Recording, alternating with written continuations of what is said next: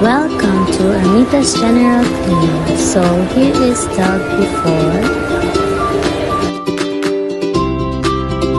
Ayan po. So since wala pa po masyadong tao, nag-start na po ako mag-linis. Ayan. Yung mga DTF po, inayos na po. Ay, dumating si Sir Herman. Habang nag-aasikaso po si Sir Herman ng mga pending po namin na DTF, nagpunas-punas na po ako sa ibabaw po ng table. Inayos ko na rin po yung mga dapat, kung saan dapat nakalagay ang mga bagay at mga kalat. Nagpunas na rin po ako ng mga machine na po. I-maintain po natin.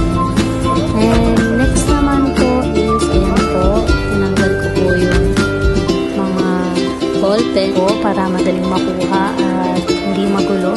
Pati po yung mga nasa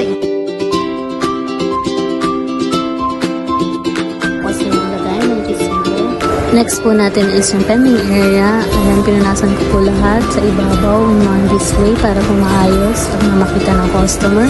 At inayos ko rin po yung mga stocks namin para madaling makakuha. And next po natin is yung sa ilalim po ng presser. Ayan, hindi po natin namamalayan. Meron din mga alikabok dyan banda, kaya kailangan din po siyang tanggalan ng alikabok para po malinis at maayos tignan ang ating pending area.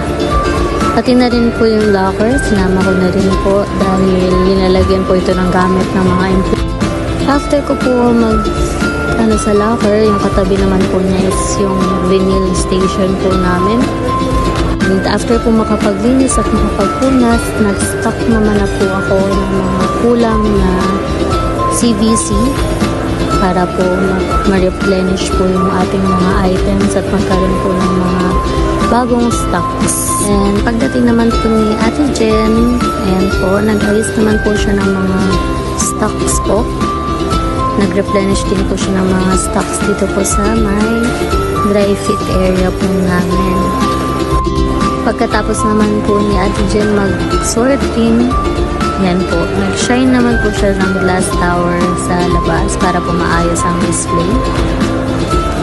Tinanggal niya po lahat ng display and then pinunasan po pati yung mga baso and then yung tumbler. Yan. Dapat po talaga yan para po makita po ng customer na wala pong alikabok. Yan. Next naman po natin itong mga sublimation display po natin. Siyempre. Yan po. Pagkatapos naman po namin mag-stock at ma-sure na natanggal na po lahat ng alikabok sa itaas, it's time to walis-walis. Ayan, si Ma'am Erica naman po yung nag-walis-walis buong store para sa labas at sa loob at pinakagilid ng buong store para po sure na malinis at walang dumi ang sahig ng store.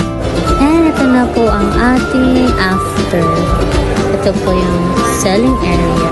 Ito naman po yung embroidery area and sa cashier area po natin. Restock na po at maayos, malinis, magandang tingnan. Thank you for watching!